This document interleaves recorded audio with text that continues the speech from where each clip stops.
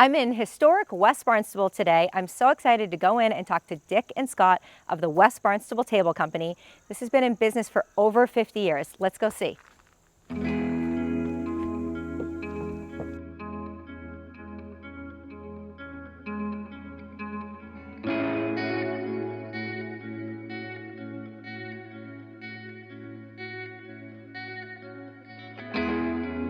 I'm here at this absolutely stunning barn, which is the home of West Barnstable Tables, and I'm here with Dick Cusalis. Thanks so much for having us today. I'm glad to be here. So we were chatting earlier, Dick, and you had mentioned that the start of West Barnstable Tables really brought you way, way back, 55 plus years ago. You had been in the advertising business. That's correct. And thought you needed something different, you needed a change. Yes.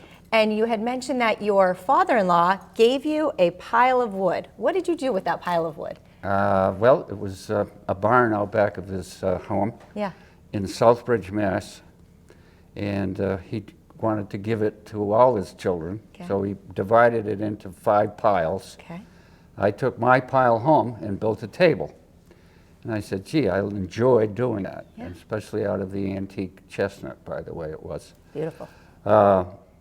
So that's how it all started. Yeah, and you said, I loved making this table, and I want to make another one. So I then notified the newspaper I was working for that I'm not going to work for you anymore. I gave them so much time, and they found someone to replace me, and then I left.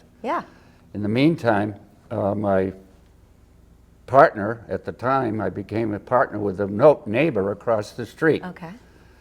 Who was dissatisfied at the time with what he was doing. So he came and became a partner with me. Wonderful. And we worked many years here together. And was it that beginning step that you started calling it West Barnstable Table? Yes, it was. We didn't know what else to call it. I like the name. Except that right nearby was West Barnstable Brick Company, so we thought of West Barnstable Table Company. Makes sense. But we ended up West Barnstable Tables instead of the company on the end. So that's how it all started. That's how it all started. And obviously from the two of you starting, it has greatly evolved. Over 55 years it has. 55 years. Yeah. This March it will be 55. Congrats on 55 years. What an accomplishment. Wow. Yes, it is. It really is. And now your tables you don't just make regular tables. You really are an artist. You make these beautiful tables from antique wood. Correct. So where do you get some of this wood? From old buildings. It started at the dump in Barnstable. But back when they used to tell you, take all you want, guys, just don't get hurt. Now it's liability, you don't do that. Now it's a lot harder. So I buy wood from people who salvage old buildings. But that's not just the wood from buildings either, it's anything. An old wagon, old piano, it doesn't matter. It's things like that we used to take apart and build things out of. And what stunning things that you have built. Well, I like to build things that I've never seen before. And I think that's I what like building a piece of furniture I've never seen before. And I think that's what draws people to West Barnstable Table is they know that they can get something unique, one of a kind. And beautiful. So,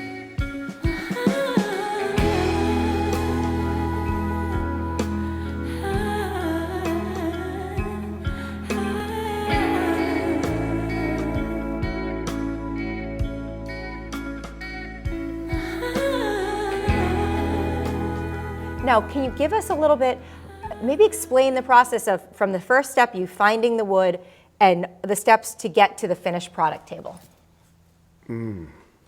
Well, it all varies because of the wood. You look at the wood, sometimes the wood tells you what to build with it.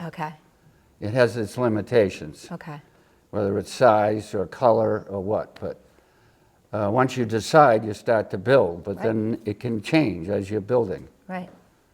It's you have an idea of what you want for the end product, but you're never too sure that it's going to be exactly the same you first envisioned. And I think you have a lot of unique things that you put in.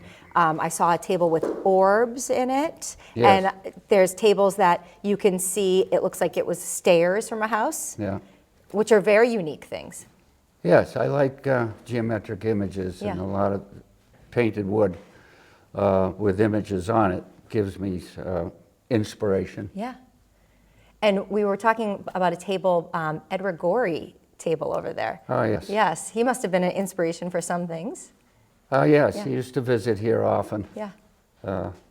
Yeah, oh, there's another whole story I don't think I'll go into, but... Yeah.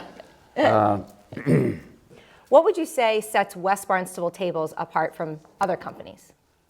Other companies, I don't know, but other production companies, we're not production. We don't build anything here, mass production. Everything is built one at a time, one of a kind. And I lost all of my friends last December.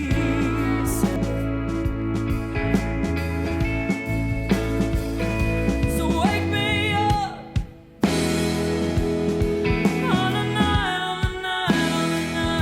Okay, Scott, can you tell us a little more about this stealth orb table? I love this piece. This is Dick's stealth orb table, the third one he made. Yeah.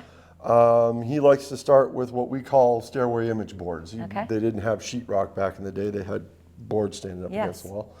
So when you tear out the stairs, you're left with the images and the ghosts of the stairways in it. That. And he flips them back and forth to make the pattern. Yeah. Now, this is a good example of how dark antique pine gets being exposed to air and light for a couple hundred years.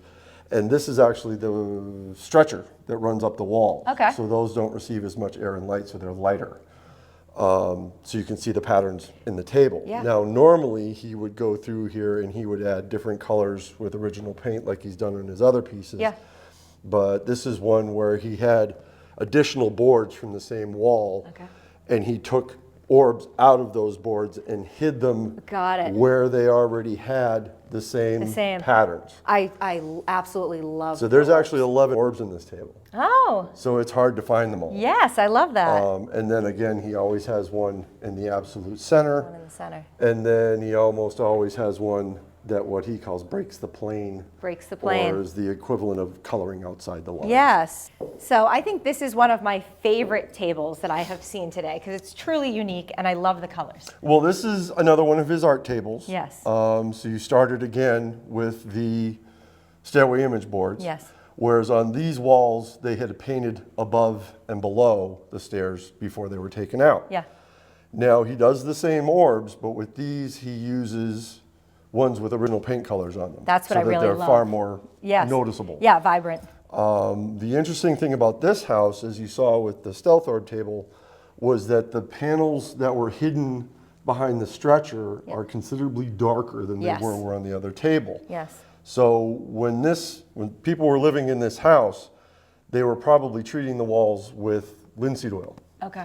And that's what helped darken them up. Darken it up. So as they became more affluent, they actually put a second story on their house, which required them to put in a set of stairs. Yeah. And when they did it, they decided to carve the year behind the stretcher. So the 1785. 1785. How cool that that's was in there. when they expanded. Okay, when So they went this up. was quite possibly an early 1700s house because it got that dark before they put them in. Yeah.